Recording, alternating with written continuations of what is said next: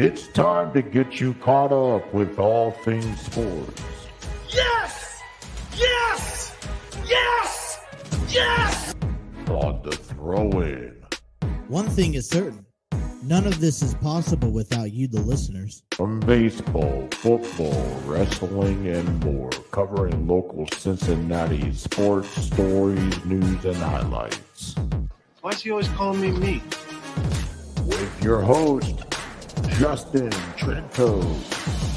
When this all said and done, we're going to look back and remember this is what started it all. Available on the TNC Sports Talk YouTube channel.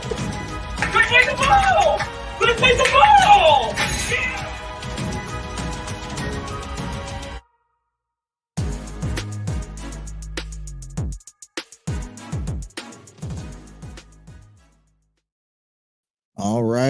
All right. Well, good morning and welcome to another episode of The Throw-In. Today is Saturday, January the 13th of 2024.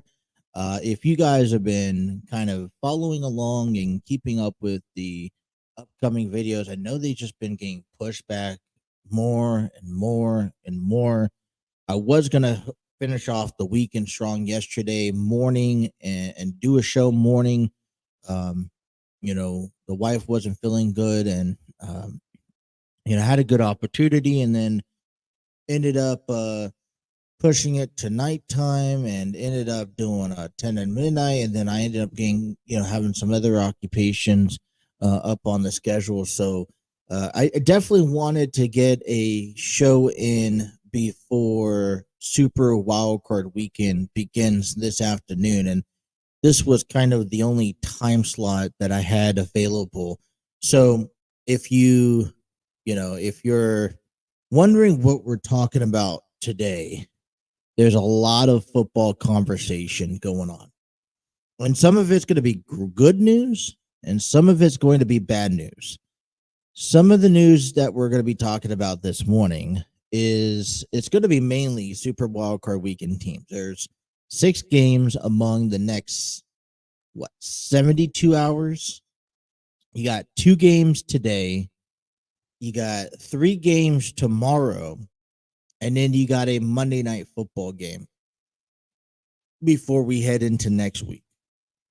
So a lot of football, and I think we kind of addressed the matter at hand of who entered in the playoffs, kind of our thoughts. But now on this episode, we really kind of want to look into the details and who's playing who, what are the conditions, who's ruled out, and realistically, who we believe are going to win. So if this is not your episode, listen, we'll come back Monday and we'll talk about the recap of it all. Monday Night Football should be wrapping up. And, we'll talk some baseball and, all that fun stuff. So today is quite a bit different, but there is a few things that I kind of want to tackle on first and foremost before we get into the NFL, officially diving into the NFL. So the first thing I want to just come out there and say is that weather has been kicking our asses the last couple of weeks.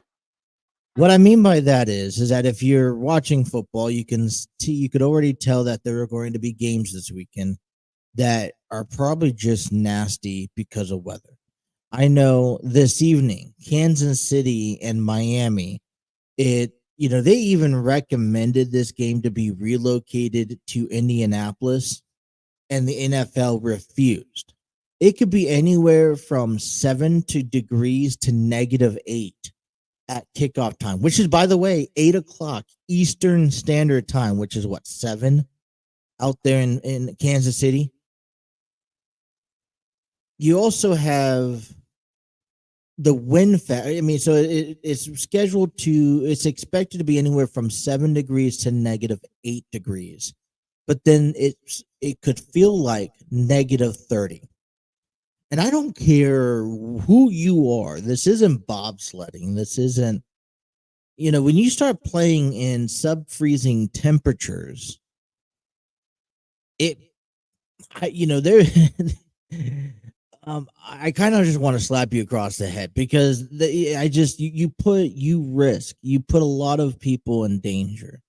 You put fans in danger, not only being there, but traveling there. You're putting your players and your teams in danger by allowing them to play, risking injuries and everything. You're also putting your commentators and your staff members, the people who put it all together, they have to work in this condition. And, you just don't know what kind of product you're going to get at the end of the day when you have, and it's not like this is just a storm that came out overnight. This has been something that was discussed about for well over a week in advance. And yet, in the NFL, I don't know what the NFL is doing. They think, hey, it makes a good story. We got the Miami Dolphins, who don't typically play in sub-freezing temperatures, who ended up losing, out of the AFC East to the Buffalo Bills. And now you're asking them to go to Kansas City, where it could be pretty damn cold. And if that's not bad, Buffalo is asking for fans to come shovel their stadium for tomorrow's game, which is supposed to be cold, but it's supposed to be the wind factor that really affects the game that's going to be brushing around all that snow. And so when you start putting, in my opinion, fans and players and staff members in these conditions, when you can control the environment that you put these games in, then I say shame on the NFL. And that's just my opinion.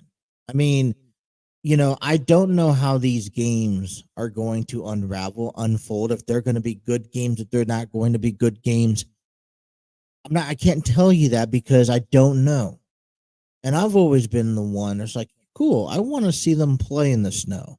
I want to see how, you have you're going to have, is it Mitchell Trubisky or Kenny Pickett, one of those two at quarterback spot coming, or Mason Rudolph. I think Pittsburgh Steelers are sticking with Mason Rudolph for tomorrow's game, going up against Josh Allen.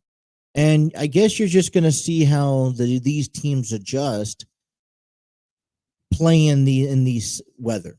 Talking about weather, though, if you guys have been anywhere near the East Coast here, especially the Middle East here, Chicago, Detroit, down to Kansas City, you can very well vouch for the weather that has been like for the past week. And it's only expected to get worse. It's not terrible.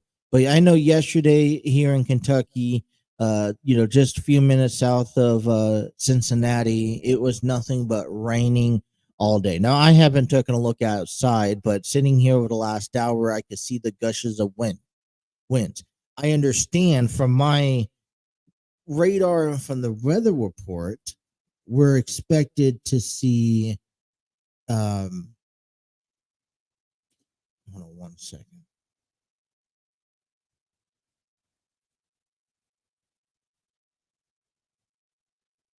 From the weather report, I see it's currently 21 degrees outside, but feels like 12.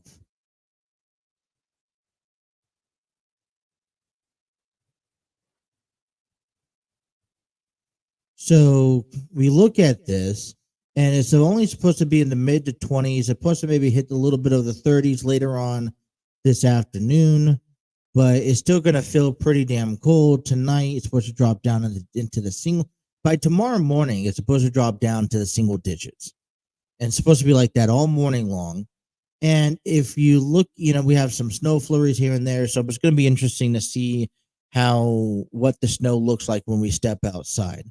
But then you come look through all week long. It's supposed to be as high as the 20s for the next couple of days, as low as the single digits, and then you'll get like a day where it kind of comes up to the 30s, back down again, and that kind of goes out for the next week and a half. So and trust me, I've had some knee surgeries. My body does not work well in the cold. To be honest, it hurts, it aches. I just had this back surgery, which I'm sure the weather does not help the cause.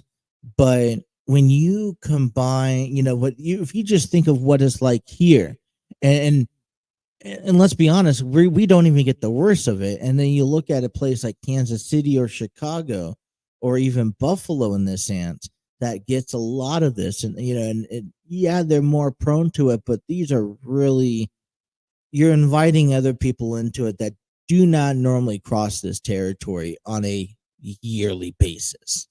So as far as the NFL goes, I want to wish everybody safe travels, safe luck, good luck. Hopefully everyone's health, be praying for that this weekend, just in general.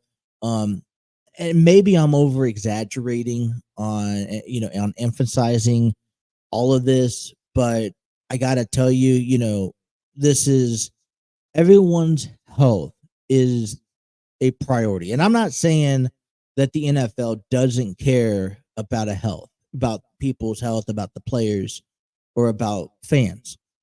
But I just think it's a little ridiculous when you have the ability to control the environment and conditions, these playoff games. And it's not a regular season game, it's a playoff game. When you have the ability to control the environment of these games and you choose not to, knowing what is to come, it's not like I said, it's not like this is happening overnight. This has been something that has been talked about, it's been suggested for the past week, maybe even 2 weeks. Then I think it's a bit irresponsible not to take any action. And like I said, I may be overreacting, and I sure hope I'm overreacting. Don't get me wrong, I'd also like to see a game played in the snow. But when we start talking about sub-freezing temperatures, and we start talking about just unbearable conditions, when you know that within miles you have indoor stadiums, or you have stadiums that much better, compatible to put on a football game, then I just find it a bit unethical not to consider those options. So I guess we'll have to see. I originally wanted to talk about the WWE to kick off the program, but I hear the gushes of winds. Like I said, I haven't peeked outside. I don't know how much snow is on the ground. And one of my concerns that deals with these snows, and we do a program from home. I'm running off of Wi-Fi that I'm connected to, but we do run occasionally on power outages. And so over the next week or so, please bear with me. I know we came on this show at the beginning of the week and we advertised Monday, Wednesday, Friday. Now that didn't really quite work out. We did Tuesday, Thursday, and then this morning. But we are still really, attempting. We are really fighting hard to get these shows in, and the weather doesn't help, especially late at night, because when it gets down to really cold temperatures, the connection between Wi-Fi and my computer sometimes lags. And last thing I want to do is, in the middle of a program, give you, we get cut off for some whatever reason because the power decides to go out. And I get fearful because of these winds and the weather. So, we'll still work on trying to get the show going on throughout the week. We're going to talk about WWE. We'll probably kick that off in the next segment. I want to steer just a bit away from the Cody Rhodes, Roman Reigns, and the Rock conversations that we've been talking about. We'll talk a little bit about SmackDown last night, things that I enjoyed. things that I liked, disliked, but our main focus today is going to be the 6 games that we will see this weekend. As soon as coming up here at 4:30 p.m. Eastern Standard Time between the Cleveland Browns and the Houston Texans. So we're going to kick things off very quickly. I got a feeling it's going to be a fast episode. And then we'll just fill in the blanks where needed, to be honest. But if you guys are watching this on our YouTube channel, we want to thank you. Hit that like, share, and subscribe button. Have those notifications on so you don't miss a single episode. And if you miss anything, whether it was last week's show or, today's show, and you guys are busy because I know life happens, head out to our website. Head out to www.tnc, if I could spell that correctly on the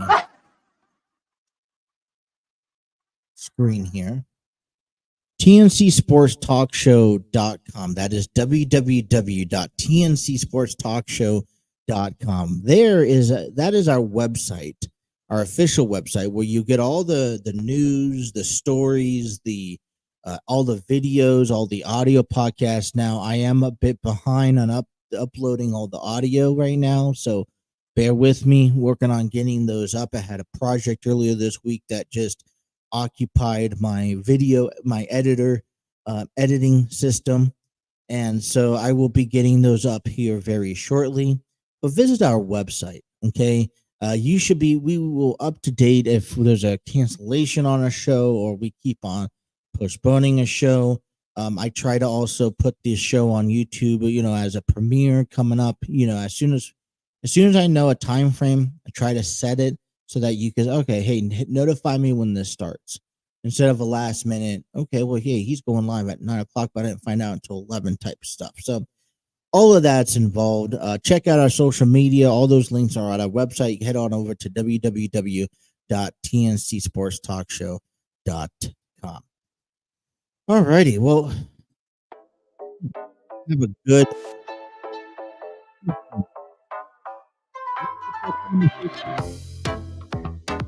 And I'm excited to get through a early show with you here on this Saturday. So sit tight, grab a drink, get comfortable. Throw-in continues here next on the TNC Sports Talk, TNC Sports Talk YouTube channel. Be right back.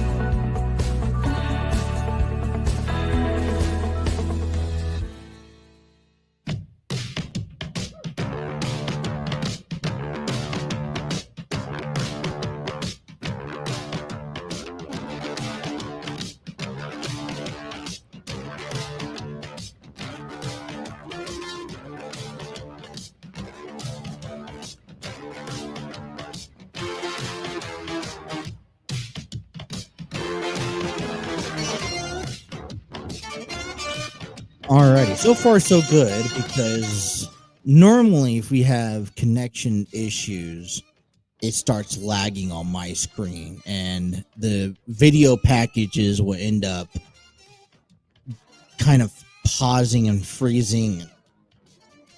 Then I lose track of how long it's been, and then like my cue to come back on, it's a bit different, but we're so far so good. So all right, hey, this program is given to you coming here from the StreamYard studios, thanks to StreamYard.com, the proud home of the TNC Sports Talk YouTube channel, where you can create podcasts, videos, host virtual business meetings, and even conduct interviews. Check out their free version today at StreamYard.com. Been using them since day one. Easy access to what you got, what you're trying to do if you're creating podcast. So recommending their product, because we've been using it since day one. It's not an endorsement, not a sponsorship. They don't pay me to give them credit, but listen, we are a humble source of program, and we like to give credit and shout outs to what kind of puts this program all together. So, all right, WWE last night, January 12th, 2024. Now, I will admit one thing to you guys. I kind of ponder on and off, going back and forth between watching the product and not. It is very difficult for me to sit down and watch AEW, Impact, New Japan, Ring of Honor, AWA, OVW, and I can't quite put my finger on why it's so difficult. I've been out to NWF events. I could watch it if it's live, if it's something I could go to locally. I think I will be okay. But if you're asking me to watch the product on television, there's just nothing compared to the WWE. But we have to admit to ourselves that over the past several years, and I'm talking several years, probably at least maybe a decade, it's been a hit or miss with the product, which has maybe tarnished a little bit of their reputation and has prevented maybe fans from maybe watching it on a nightly basis. You have Raw, NXT, SmackDown, Level Up. I think Main Event is still in there somewhere. You have all these premium lives. And throughout the years, the previous years, and the way that the WWE has been put together, I will admit to you that there has been some lackluster, which then therefore to me then kind of just drains my energy and attention span to say, okay, well, maybe I don't need to watch it. One of the biggest things I had trouble with is, especially I still have trouble today with, is watching a 3-hour program on Monday from Monday Night Raw. But despite all of that, it's WrestleMania season. Okay. It is the time of year, and I call it WrestleMania season in January, because this is the time of year where you have two things going on. One, it's a new year, so you could kind of just wash your hands off and say, hey, I'm restarting the year. I want to kick off strong to maintain a strong show. And two, the upcoming events are significant enough leading towards WrestleMania. You got Elimination Chamber next month in February, and just in a few weeks, you have the Royal Rumble. This is also a time where you see up-and-coming talent surface. I saw Carmelo Hayes, who has been recently on NXT. He's been brought up to the main roster. He had a match with Austin Theory last night on SmackDown, and unfortunately, their match came to an end because of a nasty fall they had on a turnbuckle. I think they bumped heads, and WWE has really shown over the last 2 weeks how serious they take the medical aspect to a program, to their talent. I remember that back on WWE Day One, I don't remember who, but I remember them stopping the match because of an injury. Matter of fact, it was Giovanni Vinci who ended up getting taken out of the match because they stopped the match because Giovanni and Vinci ended up having what we thought was a concussion, an injury to the head, which had to pause the match down the road. So I appreciate that. But, then you also have those great returns. We saw the return of AOP on SmackDown last week, and they seem to join Karrion Kross as this new faction called the Final Testament. Similar to the Judgment Day, I mean, I suppose, but their first agenda on their radar is tackling on Bobby Lashley, Angelo Dawkins, and Montez Ford. And so, then the whole big conversation of seeing The Rock return 2 weeks ago. So this is the time of year where it is exciting because you have returns, you have call-ups. It's unpredictable of what we are going to see at the Royal Rumble. We know we have some matches in the on the card, but then who returns out of those 30 men? But what I've seen on SmackDown last night that I think really just became an eye-opener for me is that a few things has happened. The WWE has grown and has kind of re-imaged themselves. It was from start to finish, you had a little bit of everything, and you just didn't know what to see or what to, you had to kind of pay attention for the duration of the 2 hours to see what was happening. You had a handicap match between the Bloodline, Solo Sikoa, and Jimmy Uso. They had the opportunity to find a partner. And last night throughout the program, Paul Heyman attempted to recruit somebody, but every time he approached somebody, they were kind of like, yeah, I'm not going to help you either because they're facing Randy Orton, AJ Styles, LA Knight, or, hey, the only time I'm stepping in the ring with you or with the Bloodline is if I'm facing across the ring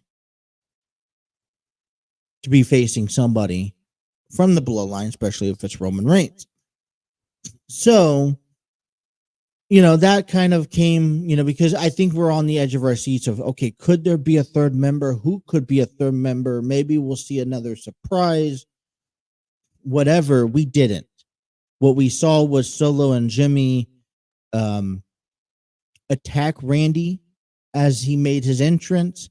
Randy was out throughout the majority of the match, which made it a tag team match up until the end, where then you saw Randy return. He came in, did his thing, pinned Jimmy. They won. They took out the Bloodline for the payback that they did to them last week. And I'm sure Randy got a little bit extra payback for taking them out permanently, from out of action for all the surgeries.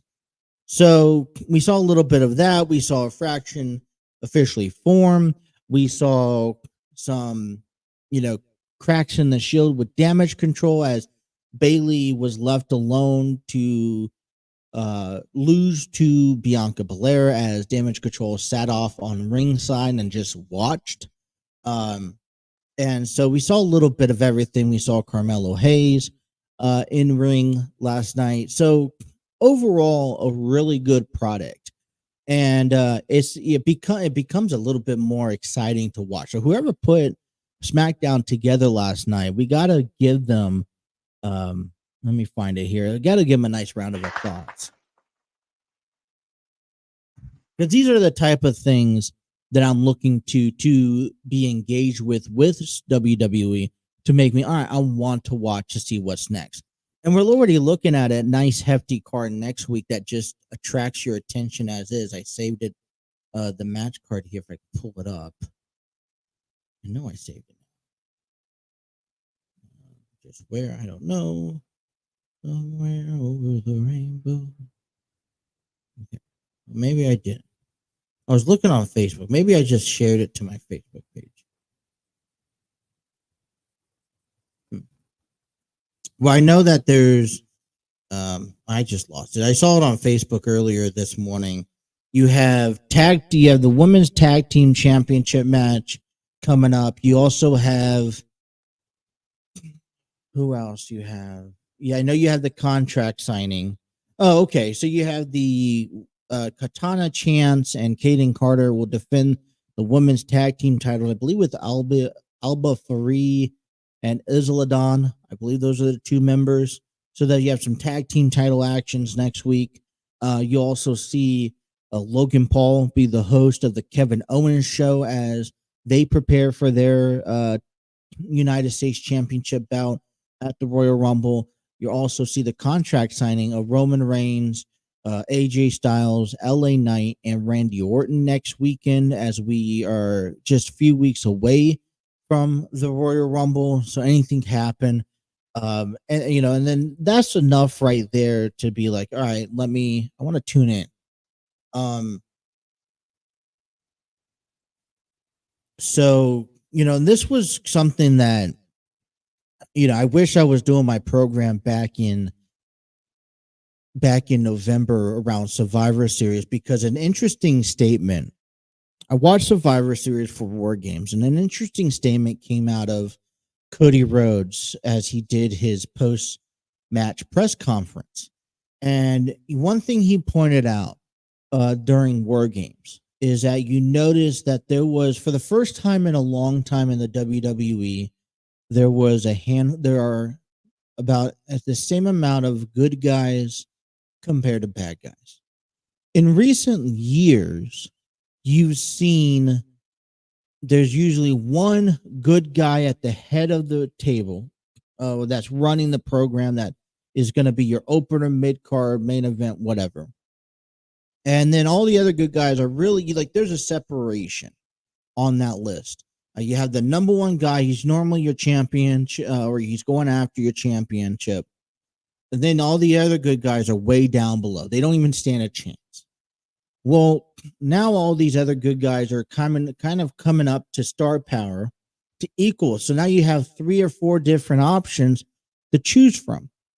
When you saw Jey Uso, Sami Zayn, Cody Rhodes, Randy Orton, all main event caliber type athletes.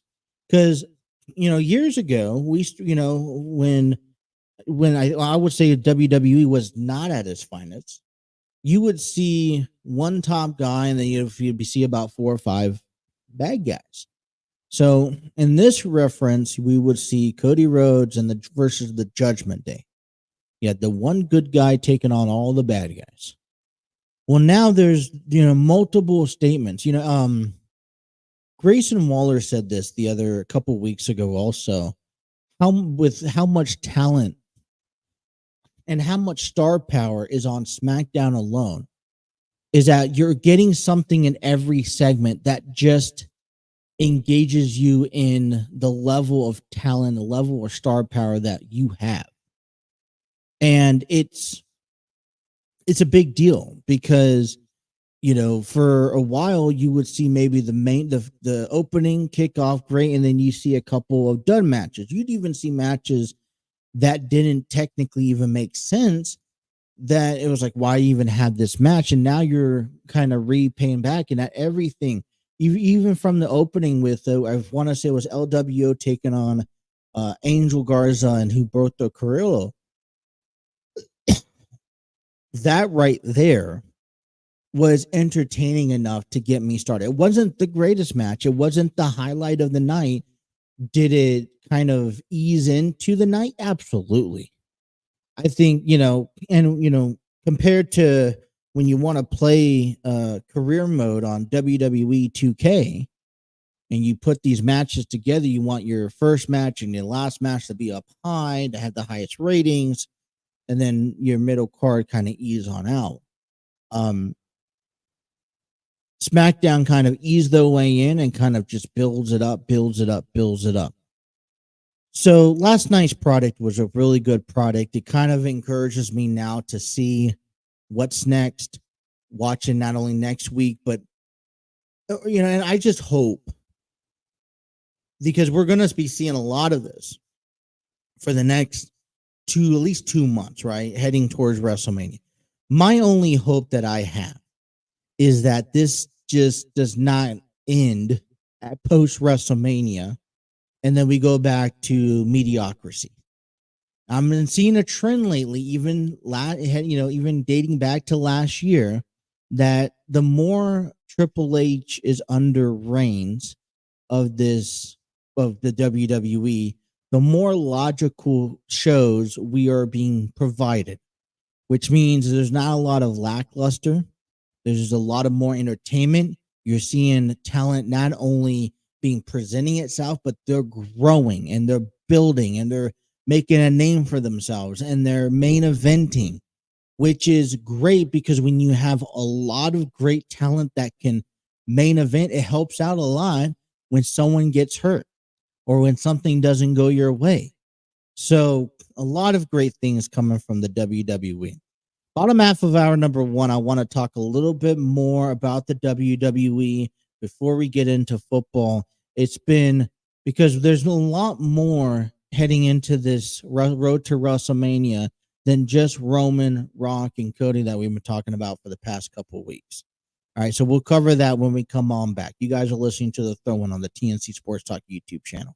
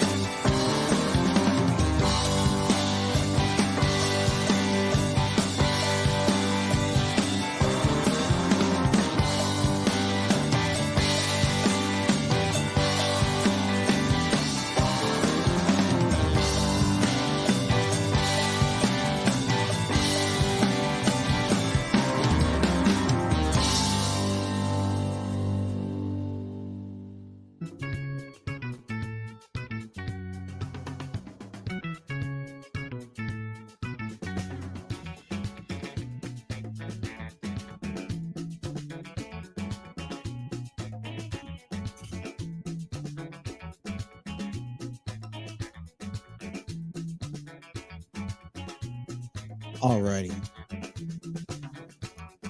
You know, at the beginning of the year, the table has turned dramatically, I would say.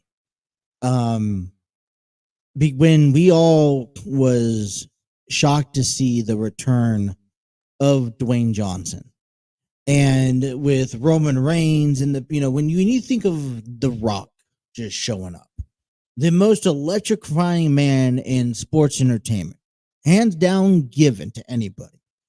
But when you think about The Rock returning, you just instantly think The Rock and Roman.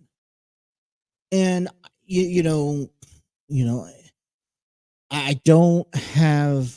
there's no reason for Dwayne Johnson to return to have a feud with anybody else. He's already had one with Punk. He's already, he comes back and he wants to be the head of the table, and that's been made clear. So now moving forward, you can only assume any other appearances with The Rock is Roman. It's been the highlight of the conversation in the WWE for the past 2 weeks, despite all the other things that's been going around to entertain us, as as we see the Fatal 4-Way approaching. That's being pushed off to the side because The Rock's still in the conversation at the mix. Cody Rhodes trying to finish his feud. That's in the conversation. That's being put off as a conversation. Probably right there between the conversation of The Rock and Roman and the Fatal 4-Way coming up at the Royal Rumble. And but you know what? There's a lot more other stories going on in the WWE alone. Kevin Owens and Logan Paul, who will have a one-on-one encounter next week on SmackDown. But then we jump over to the Raw side. Okay. And I want to address a couple other scenarios because we're starting to kind of wanting to, predict and kind of give you our take of what does the WrestleMania card look like and what potentially could go down. It looks like right now we may be seeing what SmackDown is doing. We may be seeing what Raw is doing. And I want to first off just go out there on a limb and say this. I want to address I'm going to call it the elephant in the room for me because it is something that I struggle to put together and to see happen. And that is the CM Punk return back at Survivor Series. Now, first of all, I am not a CM Punk fan. I don't dislike him, but it is very difficult to root for him.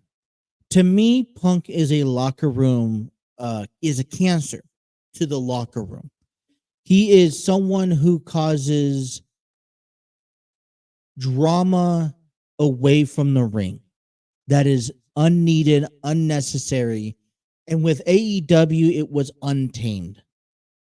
And with that, and that's why AEW has so many problems throughout the tenor with CM Punk, because there was no shackles on Punk and what he was doing.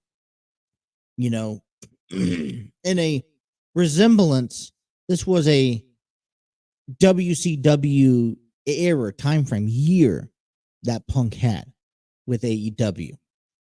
So CM Punk comes and makes his return at Survivor Series at the end of an incredible War Game match, okay, which was not even just the match, but the whole entire event was amazing, phenomenal.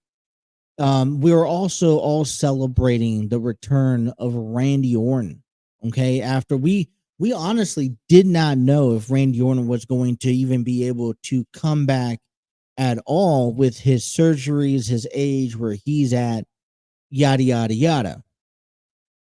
The only thing I didn't like about CM Punk's return is the fact that Punk showed up at the end and kind of squashed the match they just had. I'm upset with that. But one thing, if you listen to the press conference that they had after the show, I have to agree with Triple H and Cody. And if it, Punk makes sense if he brings money, if he makes WWE money, right? It's a business aspect. If someone, regardless if you like him or not, because there's a lot of people who don't like Logan Paul, but guess what? People tune in to see what's next for Logan Paul. That draws money. When you have an opportunity to draw money, you're going to take that. The Rock and Roman, whether it's in Australia next month or at WrestleMania, whether it's one match or two matches or even three matches, it draws money. It's like the Mayweather and Pacquiao fight, which doesn't sometimes make even any sense, but it draws money. And for Punk, if he's gonna draw the WWE money and with some of the feuds, then let him come back. Excuse me. I'm also pretty sure that CM Punk or that the WWE is not dumb enough. They're pretty smart. I believe that they have a better chance.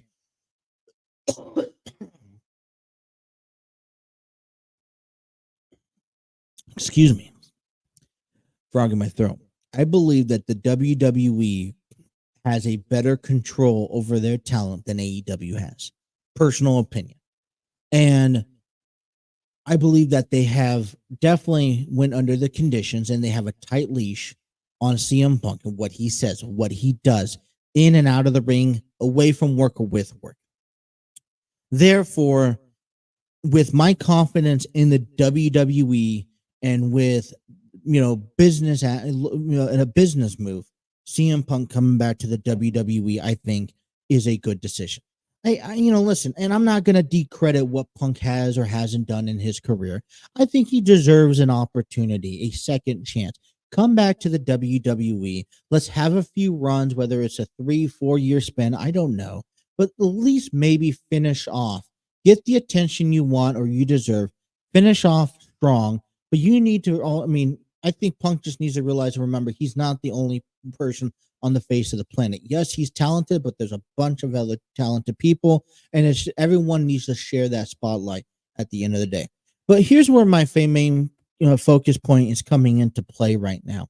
We are so hell-bent on talking about the future with Roman Reigns, with the Rock feud events hopefully coming our way here very soon. And then we're also asking ourselves, where does this place in with Cody Rhodes finishing the story, and this and that we also forget a lot, everything that's happening with Seth Rollins, who's, by the way, going to defend his title on a Raw episode, this coming up Monday against Jinder Mahal, which then takes me back to days of NXT, and if you're asking me. I'm throwing out, I'm not considering him. We're not considering what Punk, he's declared himself for the Royal Rumble.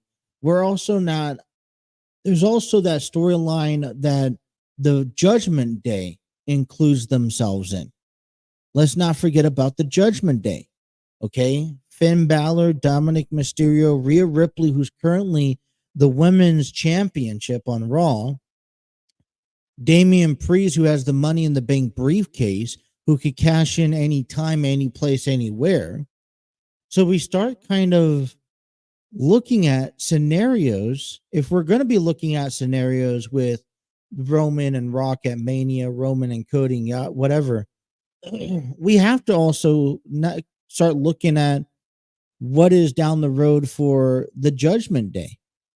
Because I remember for the longest time, they've always been a threat. As a matter of fact, I believe it was a day one episode where the Judgment Day was trying to even cash in their title. And I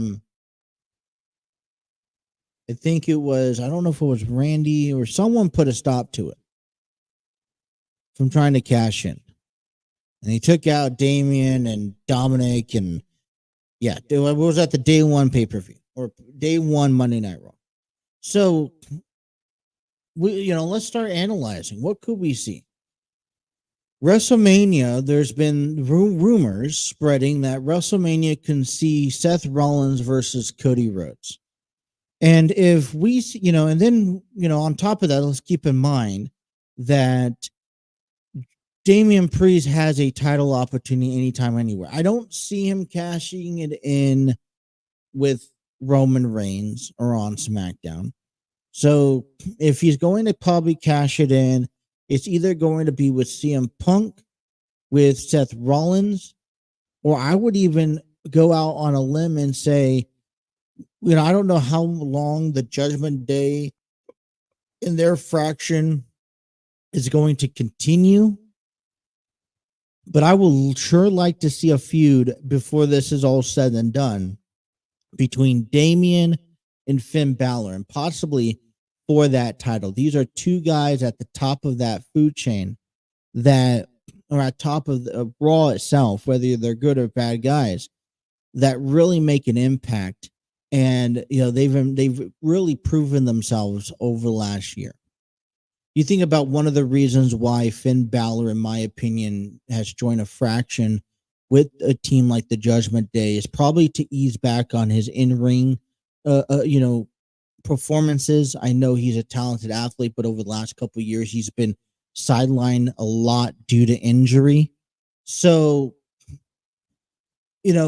I think we have almost a bit of a clearer point heading into the Royal Rumble about what we can see with SmackDown stuff moving forward.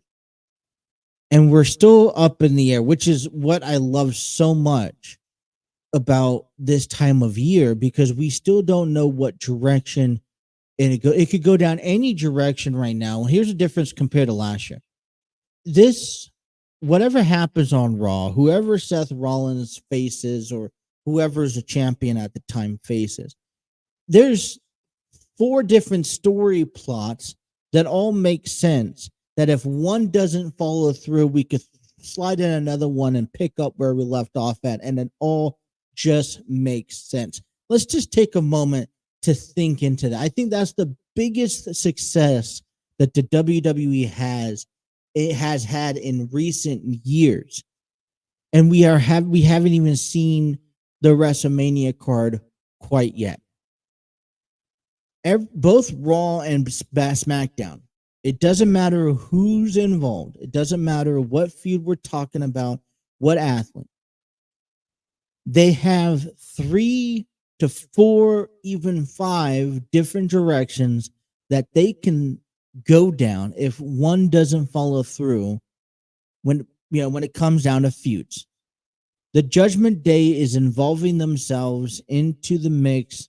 They're doing their own thing, but they keep a keen eye at Seth Rollins, because at the end of the day, he's the champion. Jinder just inserted himself back into the title picture, which I think Jinder doesn't give enough credit, is not given enough credit where credit's due. Therefore, and I'm excited to actually see this match. But then you have CM Punk on the horizon, who's entering the Royal Rumble. You have Cody Rhodes, who's ultimately trying to fight to get back to a championship caliber match again, which now he's facing Shinsuke Nakamura in between those feuds, as I think as just a distraction. And with all of that, I don't know what plans are for Sami Zayn. You still got Jey Uso in the mix. You got R-Truth. You got the Awesome Truth reuniting. They're going to be taking on part of the Judgment Day this Monday. I mean, there is a lot of stuff that if one storyline doesn't follow through, I still feel confident and I still feel safe with the WWE. True, God's honest opinion. This is a moment to go, was up in the placement in recent months, especially heading into the new year. And this is a reason why you get excited for this year, because there's so many endless opportunities that I don't think we will be disappointed in whatever happens in the WWE. that is just the tip of the iceberg, you guys. We're going to take a break into hour number 1 here. Coming back in hour number 2, it's time to talk some football. Super Wildcard Weekend coming your way here this weekend, and we're going to break that all down for you. Thank you guys for tuning into the Throwing Out number 2 coming up next here on the TNC Sports Talk YouTube channel.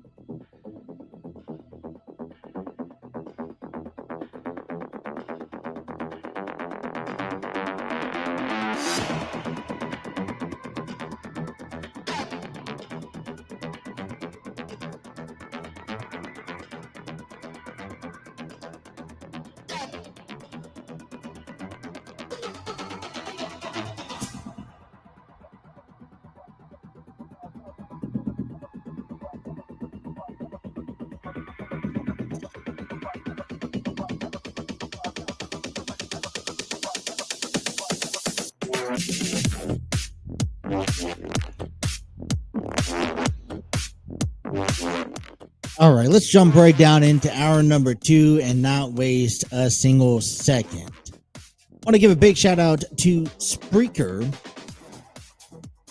Spreaker.com is not just an audio platform to listen to podcasts. You could also upload your podcast through Spreaker, be able to monetize and see analytics. From iHeartRadio, Speaker has a large, vast of distribution centers for your podcasts, such as Apple Podcasts, Google Podcasts, iHeartRadio, Speaker, Spotify, and so much more. And if you are creating a podcast and you're looking for a place to upload it, I've been through a couple of different sites, not bashing anyone, just Speaker is the better option for me. They have a free version. Check out their options at Spreaker.com.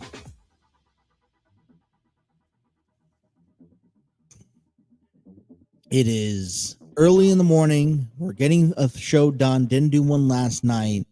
Want to kind of grind on the way through, enjoy the weekend. When we get off here, we'll enjoy some football a little bit later on. And it's, we're getting the ball rolling. Right. So hour number 2, strictly a lot of it's going to be NFL, these upcoming games, this Super Wildcard Weekend. Hopefully I played everything right here as we approach. Just want to give you an update here on this Saturday morning. We have a total of 43 days away. 43 days away. Not even never mind. Not even 43.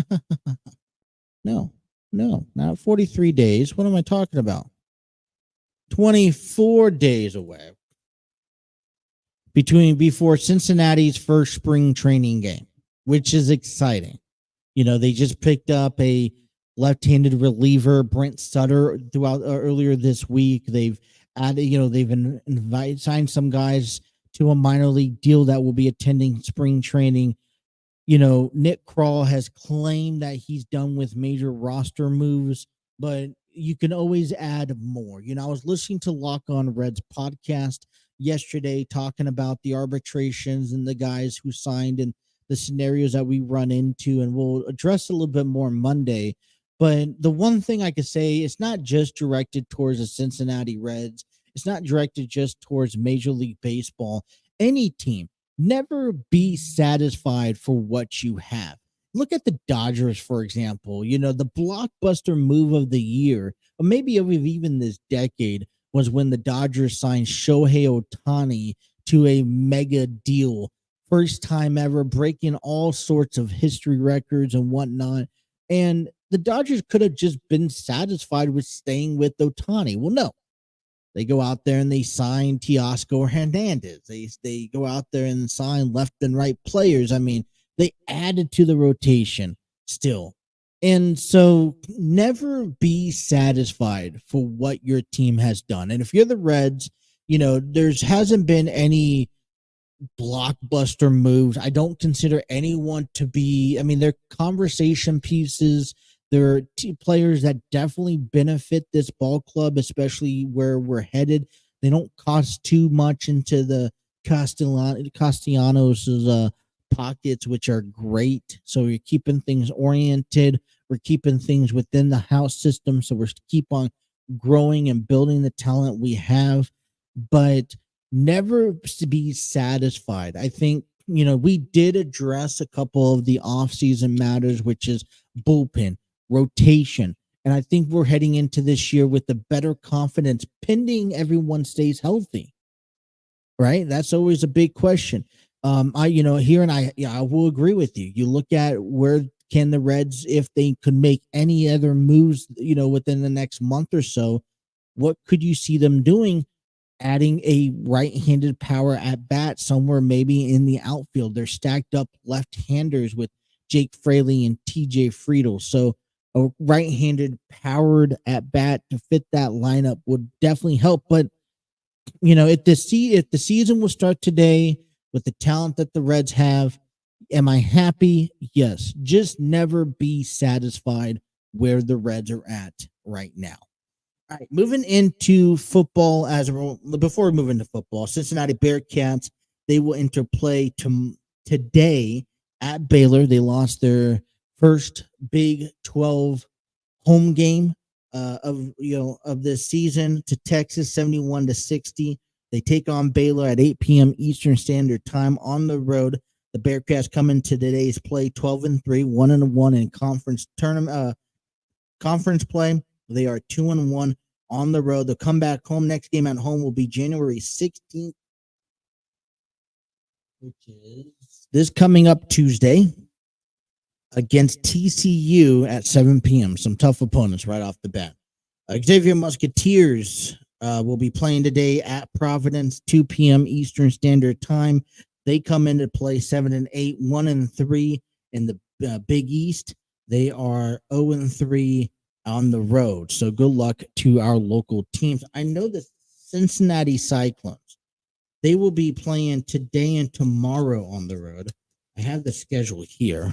Okay, I went to a Cyclones game. Before the All-Star break, they play, I want to say, is it Wichita or something like that? I don't know the team name. They have 2 games. They played last night. They'll play tonight again, and then they'll play Monday before heading to the All-Star break next week.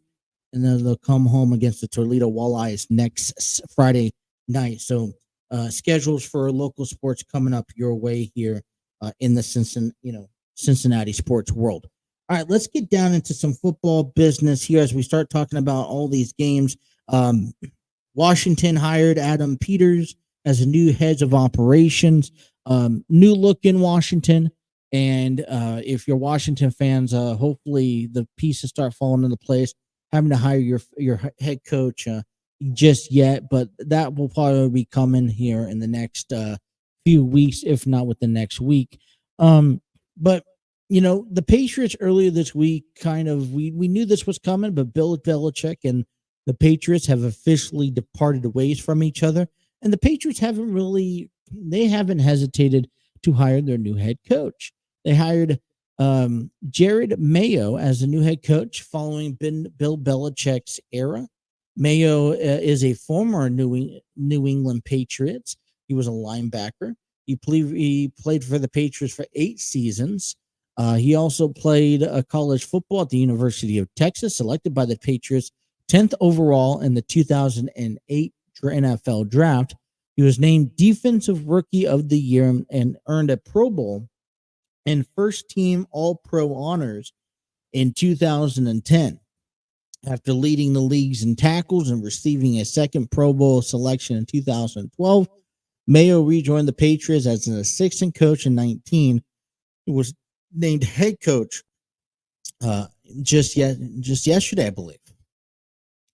So I don't know if Mayo is the solution for the Patriots, and I think maybe New England needs a bit more time as they figure out the official direction they want to go down. But I think it's appropriate that in the meantime, you possibly keep it within a beloved Patriot. So perfectly for someone who formerly played for the Patriots to be now the head coach. I don't think this is I don't know how Mayo do. Maybe, listen, he may take the team to a Super Bowl for all I know. There's really not much on him as head coach. I just think that New England is, they knew that they had to separate with Bill Belichick, which they did. I don't think that they have planned that far ahead out to seeing who is your official head coach for the next, for the next couple of years.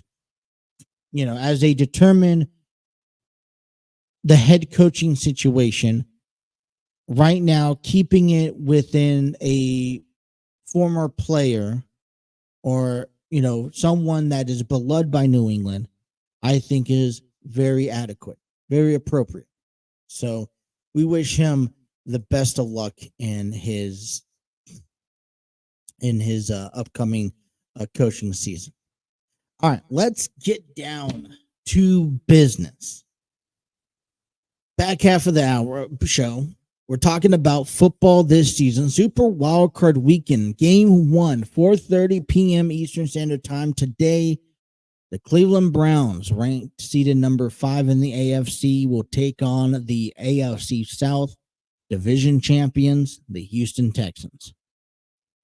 And if you asked me my thoughts on this game, well, too bad I'm giving it to you. But I came out to a surprise that Houston clinched the AFC South. With Jacksonville in the picture, with the Indianapolis Colts making a run. I surely thought that Indianapolis was going to take care of business week 18. I surely thought that the Jacksonville Jaguars was going to take care of business and make it to the postseason. But that's not the case. We see the Texans. Colts lose, Jaguars lose. Texans is the only AFC South team to be representing in the postseason. And they get the home field advantage. And I think they need the home field advantage. Now, let's remember that the Cleveland Browns, who lost against the Bengals last Sunday after resting most of their starters, are in a situation where they're back at the postseason, but under a quarterback of Joe Flacco, a former Baltimore Raven, a former Super Bowl champion. Game I drift. I think Cleveland has a argumentative case as one of the. I mean, I think Cleveland is my favorite wild card team that I'm confident in going out there, and I don't know if they have what it takes to make it to the Super Bowl, but I'm pretty confident that Cleveland has what it takes to even take it to the AFC Championship. On the road. We're in this, what they would call Joe Flacco redemption tour after leaving Baltimore. I think Joe Flacco has been underlooked, underrated, underappreciated. And yeah, he has not had much success post Baltimore terms, but at the same time, he wasn't on any fancy dancy team to help put them together. I tell you this, and I defend, I will go to the argument about Bryce Young because, and definitely Justin Fields. I would even argue a little bit with Kyle Murray, is that we really can't give you a look on how good a quarterback is without giving you players or a team to play by. What I mean by that is that once in a era or a generation, you get a guy like Tom Brady who could take any team, any player, and make somebody out of them. You can take a guy like Peyton Manning and do the same thing, and he'll make you look good. But all the other time, that's once in a generation, maybe one or twice in a decade or in a era of football. But then we look into all the other quarterbacks.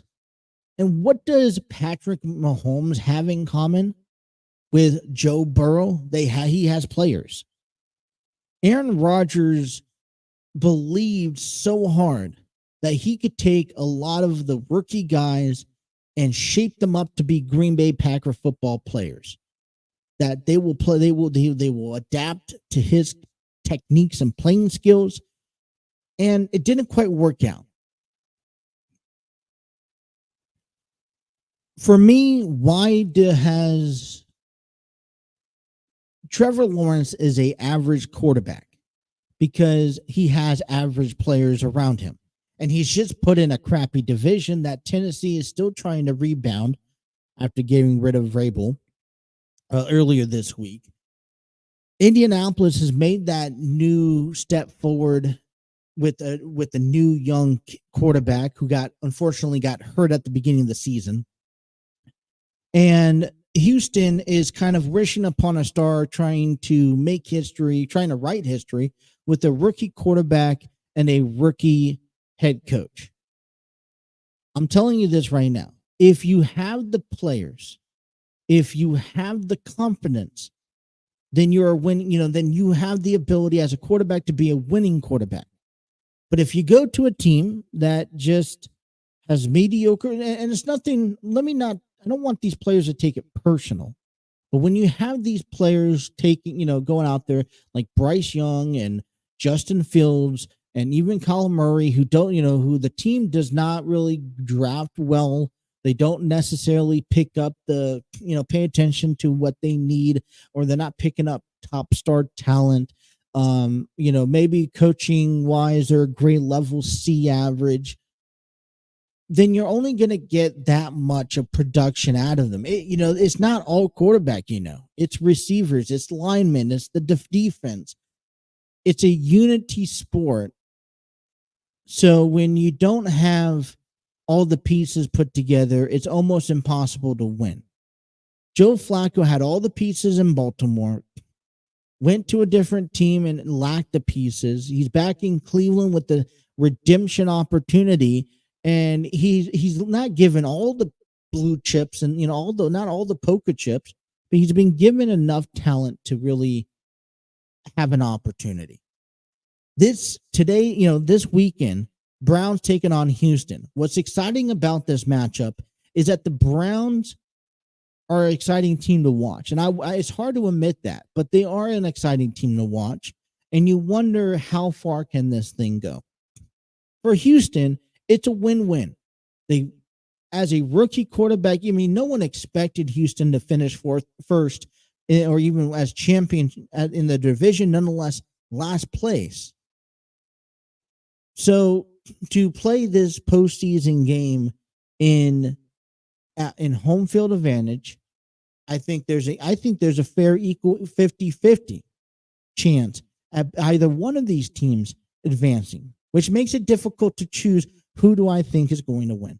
Ultimately, though, I think number 5 seed Cleveland Browns may get the one over. I just think the experience level, I think the guys are well rested. I'm sure they don't want back-to-back weekends where they kind of got embarrassed. A lot of it was because they played their second string guys. So I'm picking Cleveland over Houston in the first game of this Super Wildcard Weekend.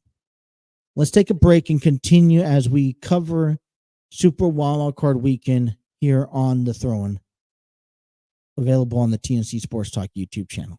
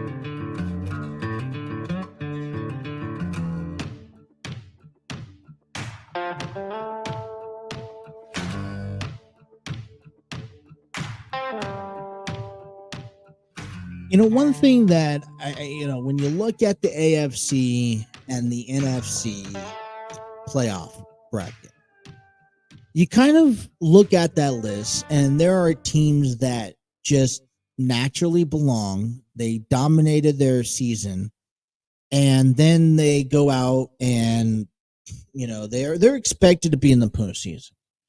Then you get those teams that, yeah, you know what, they should be in the postseason, but they didn't have the year. They didn't convince you enough to make it into the postseason. And then there's just teams that, whoa, that's new. That's a new team. Houston Texans is one of those new teams that did not draw my attention throughout the course of the year as a playoff contender and found their way in. And I think if Houston's season ends today, then I think you have to be satisfied with what a rookie quarterback and a first-time head coach has given you. And I think there's a lot of momentum. Back at the draft last year, I think we were calling it crazy that they would trade out of first in the draft to go for a cheaper quarterback in CJ Stroud. And then you would go for a defensive player. And now you probably have the elements of, hey, you have your offensive guy and defensive guy, but there's still so much talent that you need to work with. Therefore, you just don't expect much out of the team. And then so when you look at this matchup today, such as, you have Cleveland on the other side of the field, and you kind of start pin picking about who needs this more. I think Cleveland needs this more. Cleveland, in my opinion, was ranked at the bottom of the division this year, and they had Deshaun Watson. They have to prove to themselves that this Deshaun Watson deal, even though he's not playing because he's out for the rest of the season, that their moves have not gone to wayside. You have not Joe Burrow, excuse me. You have Baker Mayfield on the other side of the conference representing Tampa Bay. And they play Monday night. We'll talk about them here later on. But then you have to be able to prove that what you have done is paying off and that you made the right decision 2 years ago by departing with Baker Mayfield. For me, that's where I think things need to be at. All right, let's get down to the next game here. This is going to be the nighttime game tonight. Miami, ranked number 6, versus Kansas City Chiefs, ranked number 3. Let's start off with Miami, who had a clear opportunity to make it to win the division and have the home game in Miami. You didn't want to lose to Buffalo the last game of the season because you know what you're running into heading into Kansas City. It was either going to be Miami or Pittsburgh. And Miami decided that, hey, you know what? I guess we just can't beat Buffalo. And now they're heading into Kansas City on a matchup that I personally believe is a weather factor.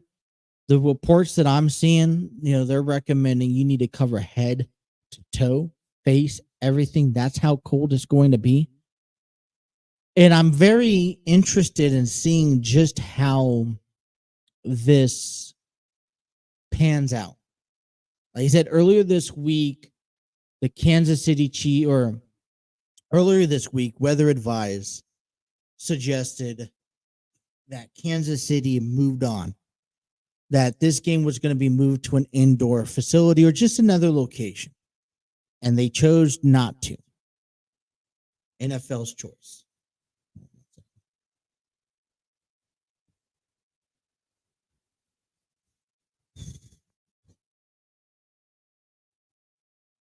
Excuse me. So now looking at this, you're just kind of like, oh, well. You look at this, and I'm intrigued in seeing exactly what this game is going to be like. And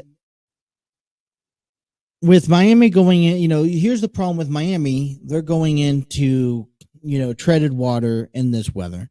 But you know what? Patrick Mahomes hasn't been, and the Kansas City Chiefs hasn't been, a dominant team like they once have. They finished third seed. Okay. And there has been cracks in the shield, and I want to use that term over and over and over again. Cracks in the shield for Kansas City, because the Chiefs, and let's be honest, Patrick Mahomes has not had the best season of his career, probably the worst season of his career, yet he's made the Pro Bowl, and they're having it in, they're having a GEHA stadium. So I'm looking at this matchup with everything that is given. I just can't turn away from Kansas City. Oh, despite their performance, despite their, what's the appropriate term for it? Despite their struggles that they've had as a unit throughout the course of the season, we're going to find out tonight if Kansas City is able to turn off playoff mode. Oh, I've heard NFL analytics say, listen, maybe Kansas City knows what they're doing, and maybe all Kansas City needs, they know what it takes to get to the postseason. They know, they don't have to put a lot on their shoulders of, hey, I need to have the number 1 seed, or I need, to get, win this division. I know I'm going to win this division. And I rather play in all these weeks compared to, having that week off. I don't know what the deal is, but for some reason I saw it a bit differently. Okay. I've heard people say, hey, listen, Kansas City, they're going to be able to turn it on and off. And when it comes down to the postseason, they're going to be able to snap their fingers. They know how to play playoff football, and they're just going to turn it on. When you get to, but that's not what I saw during the year. I saw a team that struggled tremendously. Communication, trying to put together drives offensively and defensively. So what I saw this year were cracks in the shield that makes you question how Kansas City was playing, and if they are the same team that they were years in the past. Now, if they, is it all just for show, and they come into the offseason, to this postseason saying, all right, I'm going to just come in and handle business? That may very well be the case, but they're also now going to have to do it in weather that is very, very extreme. Having to choose one over Miami versus Kansas City, I just can't go against Kansas City quite yet. I think that they're favored in the weather. I also think that they are also just favored overall, because until I'm being shown that they're continuing to struggle, then I still have to put them as a favorite in this division. So, all right, coming up next, here's the Sunday's matchup. There's 3 games on Sunday. Kicking things off is Buffalo and Pittsburgh. Pittsburgh comes in at rank 7, the last seed. They kind of squeezed right in, thanks to Jacksonville losing, thanks to the Colts losing, thanks to Miami losing. So they head to Buffalo, who's ranked number 2, who won the AFC East. This is a division that, this is another game that you play in with some extreme weather. Now, it's not going to be as cold as Kansas City, but it's also going to be windy. And you're going to, according to Mike Tomlin earlier this week, he's going to stick with the quarterback that's been on a roll. unless proven otherwise. But Pittsburgh has a couple options they could do because they still got Kenny Pickett. And then Mitchell Trubisky. Pittsburgh is yet another playoff team that I was a bit shocked to see advance to the postseason.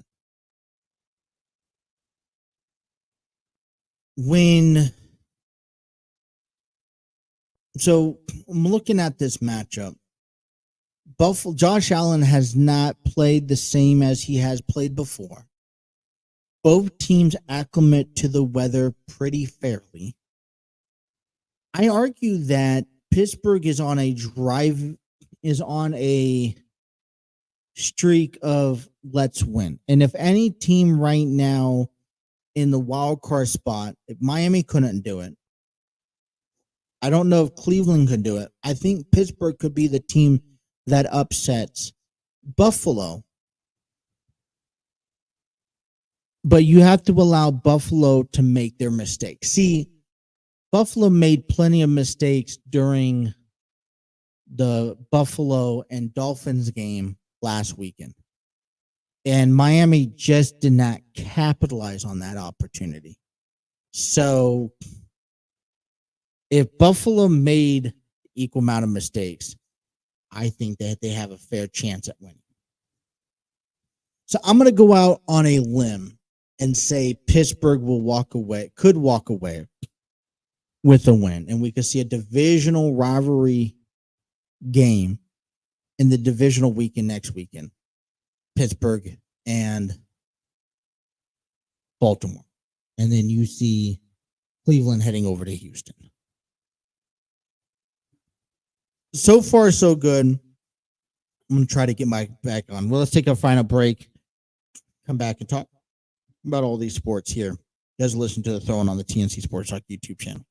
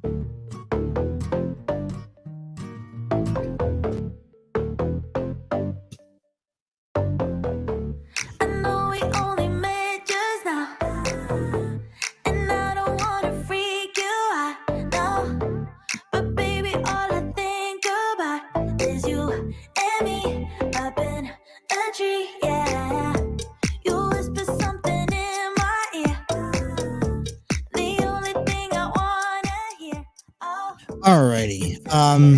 Want to apologize for a little extended, a longer break. I had to step away for a quick second. Got a chance to look outside, and yep, there's a little bit of snow on the ground. I don't know how the roads are, how slick or icy they are. Do have to head out after this program to run a couple of errands here. But before we continue on with our sports conversation, I want to give a big shout out to Canva. Canva.com allows you to create videos, PowerPoints, presentations, social media ads and whatnot. All of our breaks are given to you thanks to Canva.com. You'd be surprised at everything that Canva provides that we use on a program basis. Also, Epidemic Sound. Discover your world-class artists, composers, and bands. Find the perfect soundtrack and give your social media accounts the music they deserve. Epidemic Sound is a royalty-free music link. For more information, check out epidemicsound.com. All right. So let's just get ready here. Do last final things. All right. So we're going to be looking at these final three games. So in the AFC, let me just recap. I believe that the Cleveland Browns can upset the Houston Texans. I think that the Browns have a bit more to fight for, and I believe that Houston, it's a win-win no matter how far they go. They've already won not only the AFC South, but they've did pretty well for themselves into this season. I have Kansas City upholding Miami. Now, this may not really be that decision of who, of Patrick Mahomes or even the Chiefs, clicking back in again. But I think the weather plays a huge factor. And then if I had any upset team in this playoff in this weekend, it'd probably be Pittsburgh beating Buffalo in the sense that the Steelers, I don't know how long they're going to ride this on for, but I mean, I just see it more of an incomplete team with Buffalo Bills. So now let's jump to the AFC, which means for me, the next weekend we'll see Pittsburgh and Baltimore, and we will see Cleveland and Kansas City, which would be two interesting matchups besides seeing Cleveland and Buffalo, Kansas City, and Baltimore. I mean, those are two interesting matchups also in my books, but I digress. The first NFC game on Sunday is at 4:30. I think it's probably the biggest game because it's the Packers and Cowboys. For the Green Bay Packers, I got to argue this. Jordan Love has impressed. It's very difficult to go from one to the next alone from quarterback to quarterback and star power. But it's another thing to go and find your third one.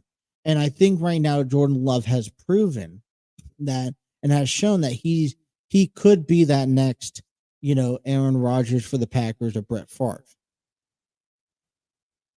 We knew heading into the season there was a lot weighing in on Jordan Love for the shoes he's had to fill for what it seemed like been 2 or 3 decades long in Green Bay. But making it to the postseason is one thing. It's being good enough, which I think it will take a few years to work out the kinks, but it's to be good enough to go back and win the NFC division, NFC North again, and to display yourself as a dominant figure once more in Green Bay, which I think that they're developing it. I don't see an argument for Chicago to be the top team or Minnesota. I mean, Detroit's in there. I think they found their groove. Maybe, hopefully it's for a few years.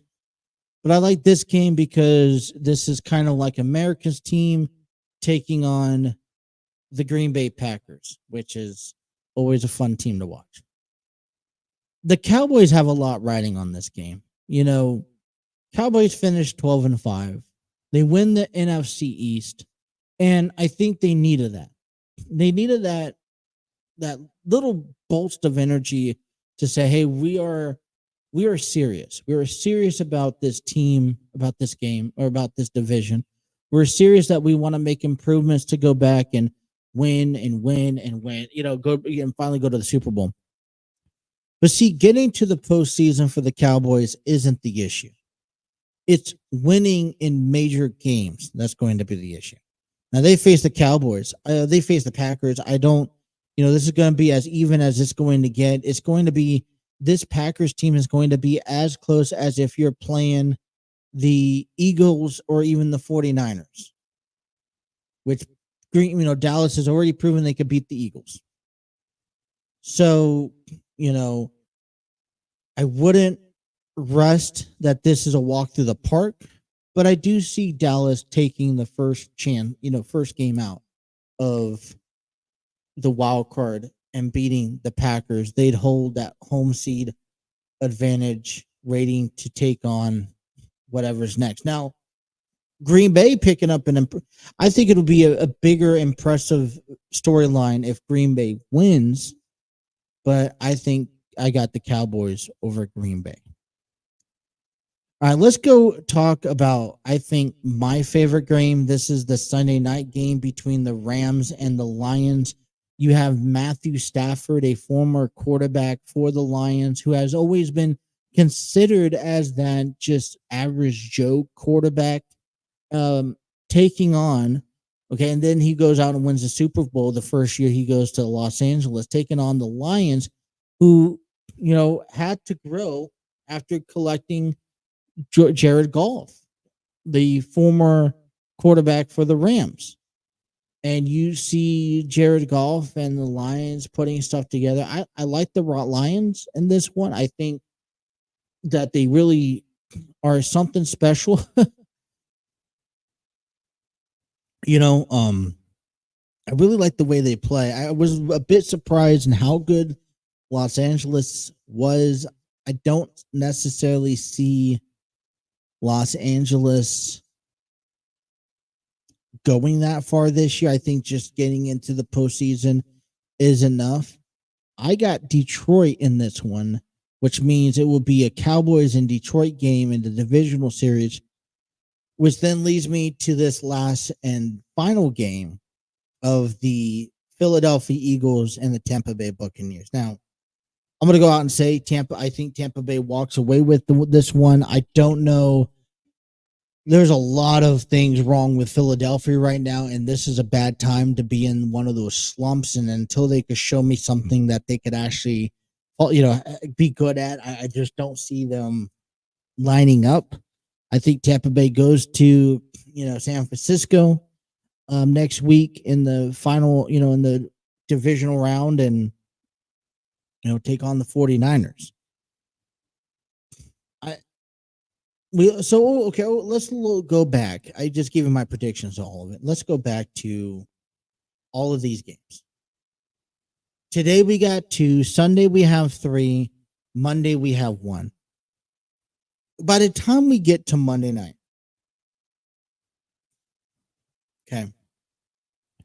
we will practically already know the seeding for the divisional round. AFC will be done well in advance because of the first set of games to be played. 2 today, the first one kicking off tomorrow. But then it will go down to the NFC. And it's kind of backwards because you have the 5 and 4 spot kicking things off, followed by the 6 and 3, and then 7 and 2. So when we know before NFC gets underway, we will know what the AFC looks like. But then when we get to the NFC, we will know maybe a partial credit. If Green Bay wins, they go to San Francisco, and then it will come down to the next 2 games. If the Dallas wins, then it will come down to who wins the nighttime game on Sunday and then also Monday. I just for me, feel like there's less it could be a very less intriguing game other than it just being another football game by the time it comes down to Monday, especially if the Packers or the Cowboys win. Because then if the Cowboys win, you'd understand, okay, if the Cowboys win, then you see in the next game, either the Rams win and they'll go face the Cowboys, or the Lions win, they go face the 49ers, and then the Cowboys wait for Monday. If, the Packers win, they go face San Francisco, and then on Sunday night game, we see if Los Angeles is going to one of the teams on Monday, or if we see if one of the teams on Monday goes to Detroit. I was looking at this. You have two NBC games. You have a CBS game. You have a Fox game. You have an ABC game Monday. I see tonight's game, which I think this is very frustrating, and I'm actually very aggravated about after learning this. Actually, matter of fact, I learned this morning. Tonight's game between the Dolphins and the Chiefs is only available strictly on Peacock, which means unless you have a Peacock subscription, which I do. I mean, the only reason why I have a Peacock subscription is because I watch the premium live events from WWE. But I don't know how many football fans have Peacock subscription, because even if you had, the Sunday night football game, which was available on Peacock, was also available on television. So unless you have Peacock, you're not watching the Dolphins and Chiefs game, which I think would probably be the most interesting game of these two to tune into. And I'm all about ratings. Now, I understand NFL and these television package deals, they want to make money, and I get that. But it's one thing to put Thursday. I already don't like Thursday night on Amazon, where you can only watch the game if you have Amazon Prime. I absolutely hate it.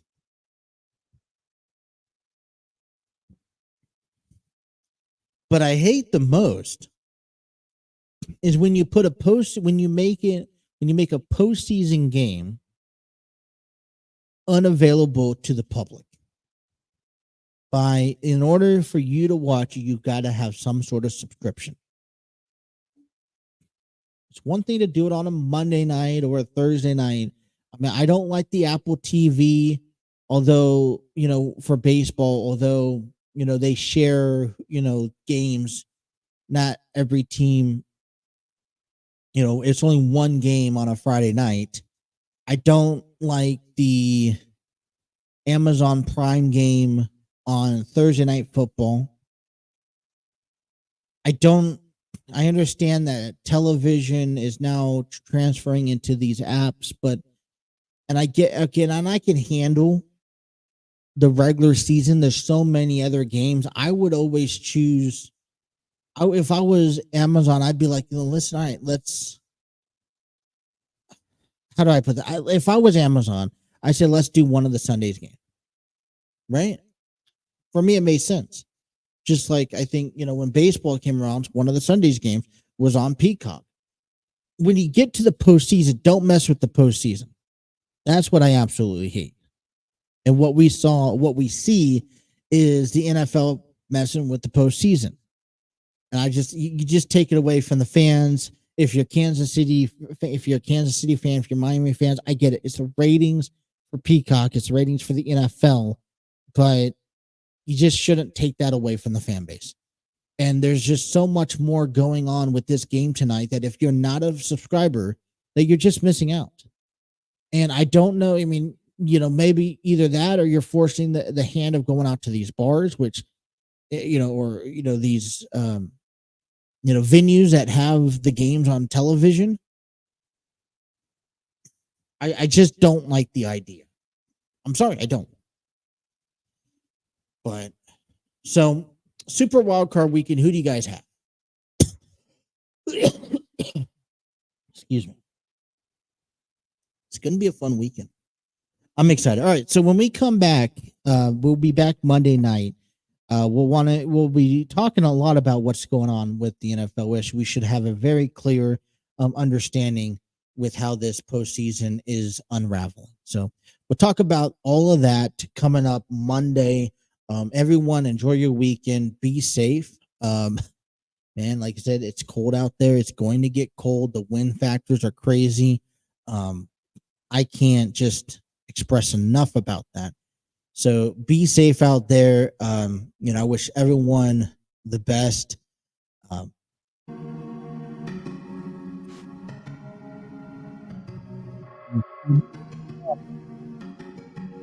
home.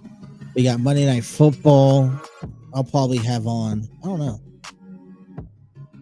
I'll tune into it. And I already got stories creeping up for Monday's action there. Like I said, trying to get to that Monday, Wednesday, Friday action moving forward, but one day at a time. All right, if you guys are tuning in, thank you guys so much. Enjoy your weekends. Don't forget to hit the like, share, subscribe button.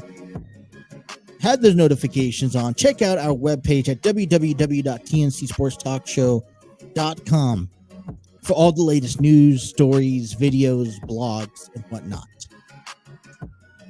And on behalf of the studio, on behalf of everyone here, thank you guys for tuning into the Throw-In. Until Monday, you guys take care. From the TNC Sports Talk YouTube channel. Have a good one.